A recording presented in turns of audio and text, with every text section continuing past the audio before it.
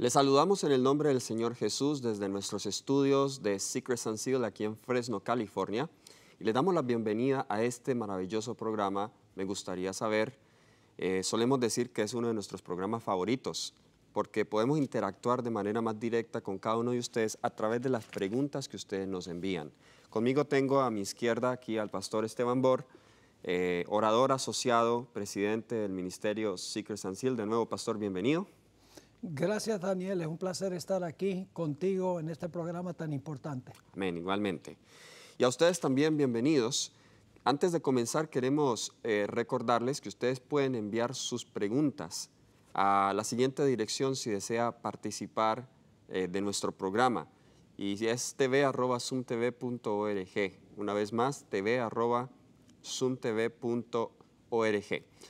Quizá usted se pregunte, bueno, mi pregunta todavía no ha salido. Como nos llegan muchas preguntas, más o menos nos llegan 50 preguntas por semana, y este programa solamente es un programa semanal, pues podrán entender que estamos bien atrasados en nuestros programas. Lo que hemos hecho es que a preguntas que ya se han respondido, enviamos un video, las respondemos por escrito, y las nuevas preguntas son las que estamos trayendo aquí al programa.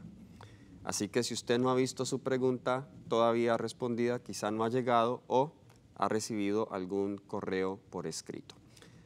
Bien, vamos entonces a iniciar con una palabra de oración. Les invito a que inclinemos el rostro para orar.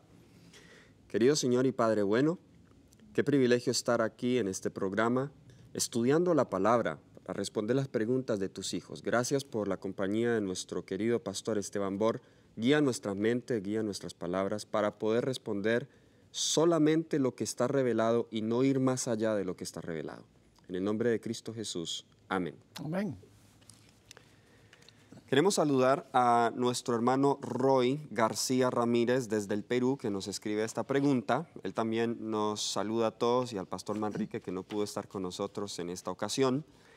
Y su pregunta es en base a 2 Corintios 12, del 1 al 4, y sé que usted ya la tiene ahí para leerla, pastor. Y la pregunta es, ¿existe el viaje astral? Si la respuesta es un no, ¿cómo se explicaría lo que le sucedió a Pablo en 2 Corintios 1 al 4? Y relacionado con esa misma pregunta es, ¿cómo se explicaría la forma o la manera en que la hermana Elena G. de White obtuvo sus visiones? Dejó de respirar, dejó su cuerpo y se separó de su espíritu. ¿Cómo se podría explicar ello? Ok, vamos a leer el pasaje primero en 2 Corintios 12 y los versículos 2 al 4. Dice el apóstol Pablo, conozco a un hombre en Cristo, se cree que era el mismo Pablo. Conozco a un hombre en Cristo que hace 14 años, y luego entre paréntesis, si en el cuerpo no lo sé, si fuera del cuerpo no lo sé, Dios lo sabe, fue arrebatado hasta el tercer cielo. Y conozco al tal hombre.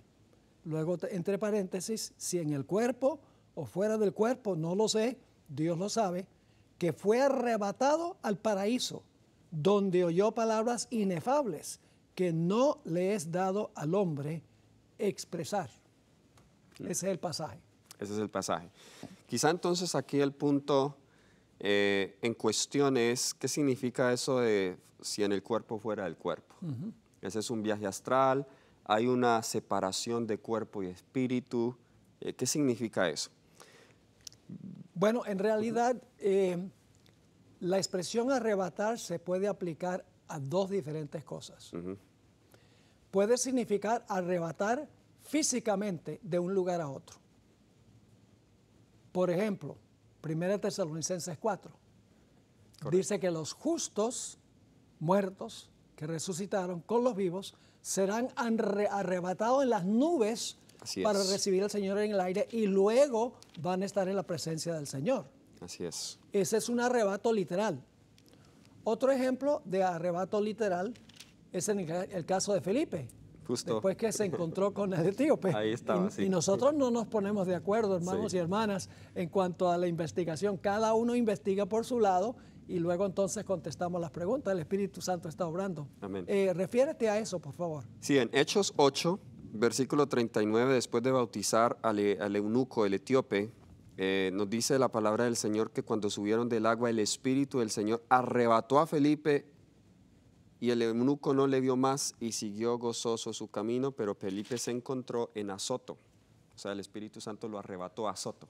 Azoto. De un lugar a otro, De un lugar a otro, físicamente. físicamente. Físicamente. Así que la palabra arrebatar puede referirse a que una persona es movida de un lugar a otro, literalmente, corporalmente. Y luego la otra forma es que la persona es arrebatada en visión a otro lugar y durante la visión percibe que está en otro lugar. Correcto. Elena White tuvo... De hecho, perdón que lo interrumpa, Sí. a esas dos cosas se refiere o en el cuerpo o fuera del cuerpo. Exacto. En el cuerpo sería como en el caso de Felipe, Es correcto. físicamente o fuera del cuerpo, en visión, pero el profeta cree que está ahí físicamente, pero en realidad en su mente están Exacto. pasando escenas Sí. que Dios le está mostrando. Sí, y a nosotros nos pasa algo similar, aunque nuestros sueños no son proféticos. Correcto.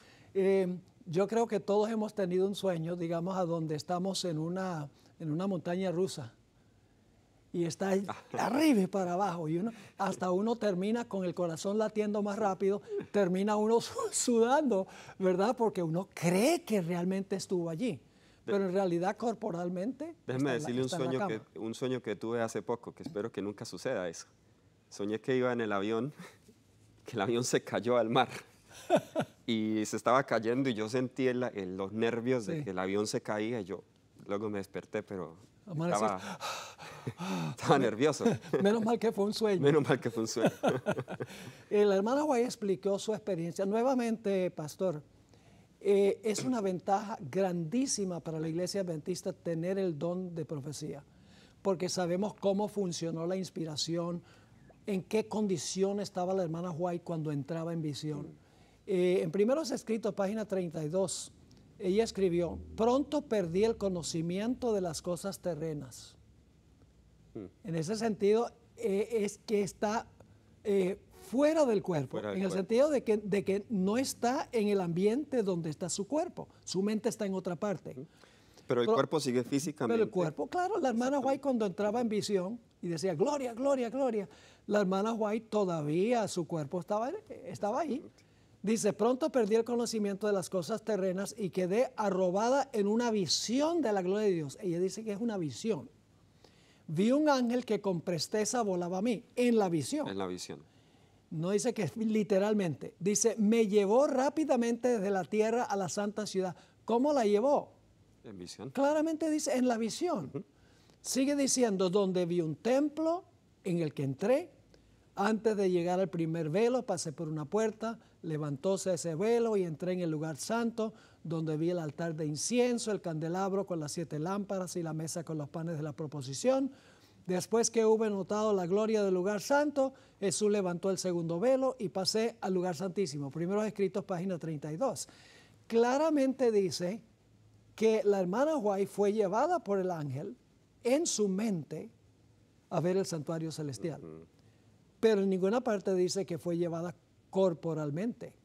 Así es. Ahora, hay 2 ejemplos bíblicos también de algo similar. Vamos a Apocalipsis 17 y el versículo 3. Apocalipsis 17, 3, porque le pasó lo mismo a Juan, Juan. que le pasó a la hermana White.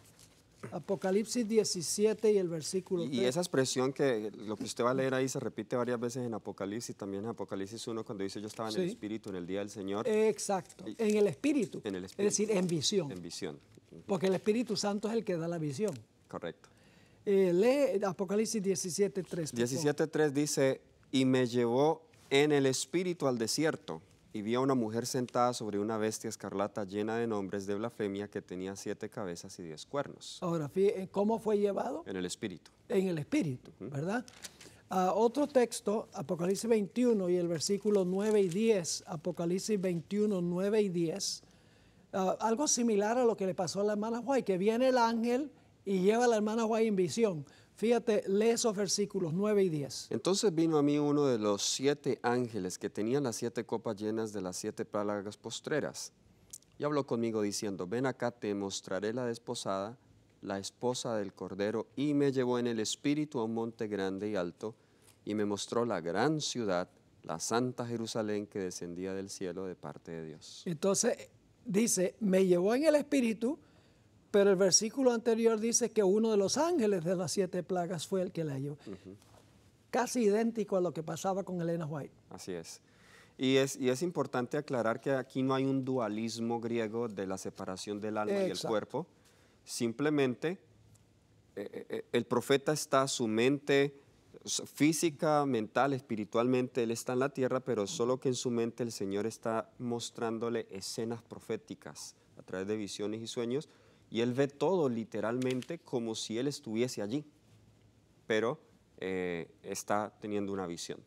La expresión viaje astral en la pregunta tiene más una conexión con la filosofía. Correcto. Que con la terminología bíblica. Así es. Muy bien, excelente, buen estudio, buena pregunta. Muchas gracias, hermano Roy, por enviarnos su pregunta. Sigamos a la siguiente. Hermano Álvaro Cruz Noguera nos saluda desde Costa Rica, Alajuela, Costa Rica. Y dice, me gustaría saber sobre Hechos 27, esa es una muy buena, y su equivalente en el original griego. Parece que hay allí una confusión en las traducciones de las Biblias, o estoy equivocado. Y quizá podrían hablar un poco acerca de este pasaje tan comúnmente usado para argumentar en contra del sábado. Tienes razón, hermano, este pasaje se ha utilizado para decir que los apóstoles también guardaban el domingo, porque dice que hay una reunión, Pablo se reúne con los hermanos, parten el pan, y algunos creen que esta es una misa o es un servicio religioso. Pero vamos a ver en realidad qué es lo que dice el pasaje. Pastor Borsi, lo tiene por favor adelante en Hechos 27. El primer día de la semana, reunidos los discípulos para partir el pan, Pablo les enseñaba, habiendo de salir al día siguiente, y alargó el discurso hasta la medianoche.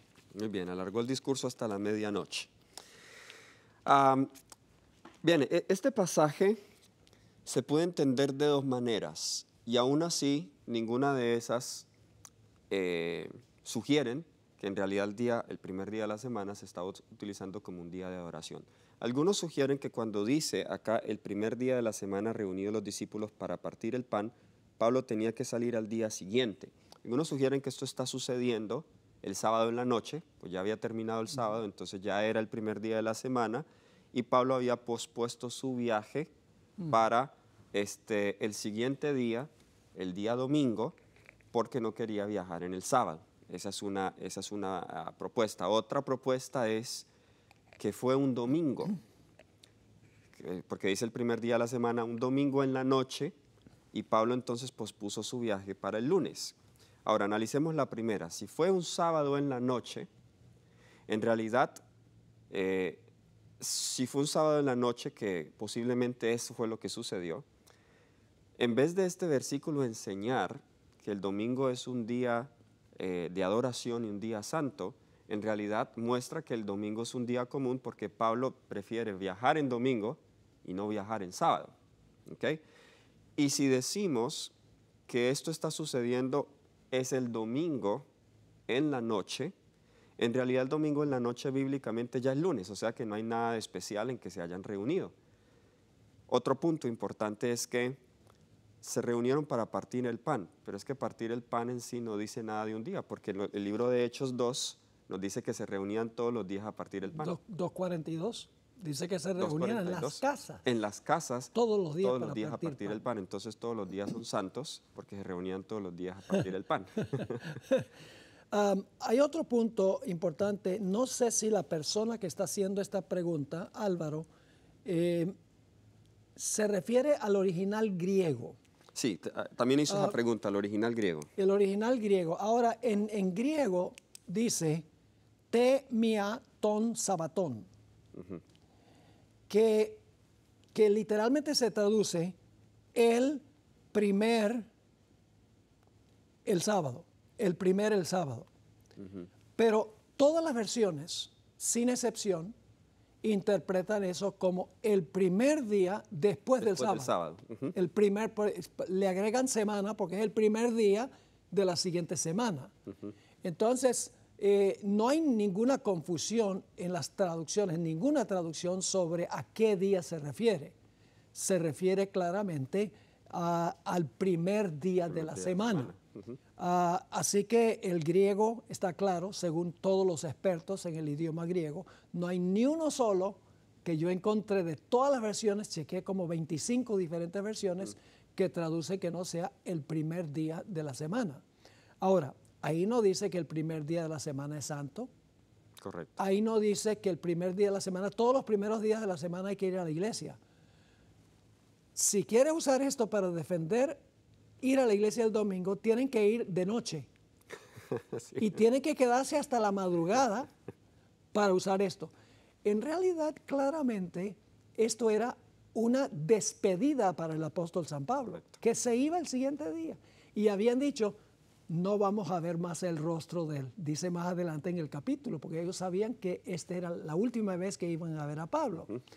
Entonces, tomar una experiencia como esta y decir y usarlo para decir que esto está hablando de un culto todos los domingos por la mañana en honor a la resurrección, es agregarle al texto lo que en realidad no está en el texto.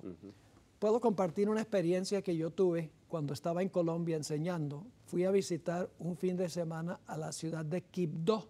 Chocó. Queda en la zona selvática de Colombia. Mejor dicho, cuando uno está aterrizando en la avioneta, uno no ve sino árboles y árboles. ¿Será que va a aterrizar los árboles? Y luego entonces viene la pista y un lugar tan caliente y tan húmedo que uno está sudando a toda hora del día. La gente donde yo me quedé, la casa donde yo me quedé, tenían un recipiente grande y con un tubo por donde salía el agua, y ni siquiera había que reabastecer el agua en el contenedor porque seguía saliendo y saliendo y saliendo ahí en el patio del agua. Pero el punto es que a ellos en ese tiempo no les llegaba un pastor para predicar sino cada 3 o 4 meses, porque por carretera no se puede llegar, o por lo menos en ese tiempo no se podía llegar. Así que yo llegué el sábado a la mañana en el culto a las 11, prediqué, y los hermanos dicen, ¿ya terminó? Sí, ¿cómo no? Dice, no, tiene que predicar otra vez. Así que prediqué un segundo sermón y terminé el segundo sermón, dice, ¿ya terminó? Dice, sí, ya prediqué. No, tiene que predicar otra vez. Hasta las 3 de la tarde estuve predicando. Wow. Y luego dijeron, vamos todos a almorzar y a las 5 entonces vamos a regresar otra vez. Regresamos a las 5 y prediqué hasta las 3 de la mañana. Wow. Porque ellos sabían que me iba a ir el siguiente día. Eso es lo que estaba pasando en el libro de Hechos. No una reunión regular, sino una reunión con un propósito distinto, una reunión irregular. Así es. Qué interesante esa historia, pastor. Y sería buena idea leer Lucas 24. Vamos a mirar la secuencia de días. Lucas, el capítulo 24. Lucas 24. Y vamos a ver la secuencia de días. Se sabe que es el primer día de la semana. Dice... de hecho, comenzando el 23, ¿no? Al final. 24, tal vez 24, vamos a ir al final del capítulo. 23, 54. Exacto, 23, 54. 54 al 56. Nos dice la palabra de Dios, era día de preparación, este es el 6º día, y estaba para comenzar el sábado. O sea, ¿qué día era ese cuando Jesús estaba en la cruz? ¿Viernes? El viernes. Dice que era la preparación y estaba por comenzar el sábado. El sábado, es muy claro. ¿Y luego qué dice? Las mujeres que lo habían acompañado desde Galilea lo siguieron y vieron el sepulcro y cómo fue puesto su cuerpo. Al regresar prepararon especias aromáticas y ungüentos y descansaron el sábado conforme al mandamiento. Ok, entonces ese es el 7º día. Es el 7º día. Y luego el siguiente versículo. Ahora capítulo 24, versículo 1. El primer día de la semana, muy de mañana, fueron al sepulcro llevando las especias aromáticas que habían preparado y algunas otras mujeres. Eso sería ya el domingo en la mañana. Sería el domingo en la mañana. Pero la reunión en Hechos 20 es... Domingo en la noche. Domingo en la noche. Así que no se puede decir que estaban celebrando la resurrección el domingo en la noche porque Jesús resucitó fue en la mañana. Así es. Muy bien. Muchas gracias, hermano Álvaro, por su pregunta. La siguiente pregunta, que será la última que tocaremos en el programa de hoy, viene de parte de una hermana y gran amiga mía desde la ciudad de Bogotá, hermana Yusi Estela. Quiero enviarle un saludo especial para usted. El aprecio es mucho y el cariño en Cristo Jesús. Ya estaba esperando esta respuesta ya hace varios meses. La hermana Yusi nos escribe lo siguiente. La Biblia menciona que el arca de Dios fue robada por los filisteos y estuvo en 3 ciudades de su territorio, Asdod, Gat y Ecrón, causando tumores y plagas a sus habitantes. También menciona que los adivinos filisteos recomendaron entregar el arca a los israelitas, pero pagando una expiación, por lo que fabricaron 5 tumores y ratones. Cuando el arca de la alianza estuvo en campamento israelita, también causó 50,000 muertes en Bet-Semes, hasta que llegó donde Abinadab 20 años y Obed-Edom 3 meses. Y allí estos 2 lugares sí se generó bendición. De eso encontramos en la Biblia. De esto que encontramos en la Biblia, tengo algunas preguntas. La primera es, ¿aceptó Jehová la expiación que entregaron los filisteos, los tumores y los ratones de oro?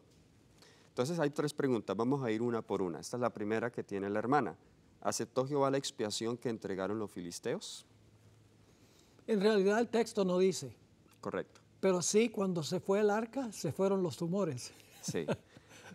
Y es interesante que, bueno, los filisteos estaban siguiendo una tradición de aquel entonces que, de hecho, no solamente los filisteos, sino los cananeos y todas estas culturas, ellos creían la razón por la cual ellos daban sacrificios es porque querían apaciguar la ira del Dios. O sea, en el culto pagano, usted puede manipular al Dios. Entonces, si usted le da ofrendas, pues Él lo bendice, o si Él está enojado, pues usted le da ofrendas de los elementos que Él usó para castigarlos. Exacto. Entonces, como se estaban utilizando tumores y ratones, pues ellos le dieron eso a Dios para manipular a Dios. Esa era aceptable en la mentalidad pagana de los filisteos. Porque ellos no eran israelitas. Ellos no eran israelitas. Y parece ser que Dios quitó las plagas de medio de ellos. Ahora, interesante, que esto nos lleva a la siguiente pregunta o a la tercera, que los filisteos tocaron el arca, la vieron, pero no hubo la misma mortandad que hubo en Bet-Semes. Y eso dice la tercera pregunta, y luego regresaremos a la segunda. ¿Por qué tal mortandad de 50,000 personas, lo cual es un número importante, y no hubo muertes en la casa de Abinadab y en la de Obed-Edom? Ahora, cuando nosotros repasamos la historia, miramos que la razón por la cual hubo tal mortandad allí en Bet-Semes es porque ya era un pueblo, una ciudad judía, y de hecho era una de las ciudades de los levitas, Bet-Semes. Ellos deberían saber mejor cómo tratar el arca. Primero la trataron, la descuidaron y la manejaron de una manera irreverente. Dios castiga a cada persona de acuerdo a la luz que tiene. Los filisteos no fueron castigados de la misma manera porque ellos no tenían la luz de cómo manipular este objeto sagrado. Pero los levitas y los israelitas sí tenían la luz. Ahora, en el caso de Abinadab y de Obed-Edom, pues ellos guardaron reverencia y manejaron, no destaparon el arca ni la tocaron como Dios lo había enviado. Solamente los levitas, los hijos de Coat, podían manipular el arca. Es interesante que en el libro de Apocalipsis, en realidad las plagas se originan en el lugar santísimo del santuario, a donde está el arca. ¿Por qué es que caen las 7 postreras plagas sobre las personas en el mundo? No sobre los fieles, porque los fieles van a ser escudados por el arca de Dios. ¿Por qué? Porque ellos guardan los mandamientos de Dios. Correcto. Los filisteos eran incircuncisos, que significa que no eran parte del pueblo escogido. Antes perseguían a Israel. Así que Dios permitió que del arca, como pisoteaban la ley, salieran plagas para afligir a los filisteos. Así como el mundo cristiano al final de la historia va a estar pisoteando la ley de Dios, y por lo tanto del lugar santísimo salen los ángeles del lugar santísimo para derramar las plagas sobre el mundo. Así que hay una lección futura. Exacto. En cuanto a las plagas que mandó el arca cuando estuvo en las manos de los filisteos incircuncisos y cuando murieron las 50,000 personas. Y esa era una lección que también Dios quería darle al pueblo, porque no era solamente un amuleto, que si usted lo toca, pues algo le va a pasar, o un amuleto de la mala suerte o la buena suerte, no. Dios quería enseñarles lecciones profundas acerca de las cosas sagradas de Él. O sea, dentro del arca estaba la ley de Dios, dentro del arca estaba Y el propiciatorio, encima, propiciatorio representaba el trono de Dios. Correcto. Entonces, el pueblo de Israel necesitaba tener una concepción, un concepto más elevado, más grande de la santidad de Dios. Sí. Y ese era el punto principal. Ahora, la segunda pregunta, se nos está acabando el tiempo, es que los filisteos mencionaron que los tumores y ratones pertenecían a la misma plaga. Y ella pregunta, ¿sería la peste bubónica? Bueno, podríamos especular que sí, pero la expresión peste bubónica no existía en esa época, pero posiblemente sea, ya que tiene que ver con ratas y ratones, pues sabemos que la peste bubónica viene mayormente de eso, como se ve en esa terrible plaga que une Europa durante la Edad Media. Así es. Muy bien, pues muchas gracias, hermana Yusi, por su pregunta. Tenemos un poco menos de 2 minutos, pastor, comentarios finales. Bueno, quería mencionar un poco más en cuanto al arca del pacto. En realidad, el arca del pacto no era algo mágico. No había virtud en el arca. Así es. La virtud estaba en el hecho de que el arca era un objeto sagrado que Dios había escogido para representar su santidad y su presencia. Así que tenemos también el ejemplo de Usa. Cuando Usa irrespetó al arca, aún posiblemente con buenas intenciones, porque estaba en la carreta y parecía que se iba a caer. Usa extendió la mano y tocó el arca y cayó muerto en el instante. Dios quería enseñarle a Israel que debían respetar lo que era santo. Amén. Por eso es que el sumo sacerdote tenía una mitra y la mitra decía santidad a Jehová. Debían distinguir entre lo santo y lo común. Y tantas veces ellos irrespetaron lo que era santo. Así que tenemos esa lección para nosotros hoy, queridos hermanos, la lección de poder tratar las cosas sagradas de Dios con reverencia, con respeto. Gracias por haber estado con nosotros en este programa. Recuerden enviar sus preguntas a tv@zoomtv.org. Esperamos ansiosamente recibirlas y poder ser enriquecidos con ellas. Nos vemos en un próximo episodio de este programa. Me gustaría saber. Dios te bendiga.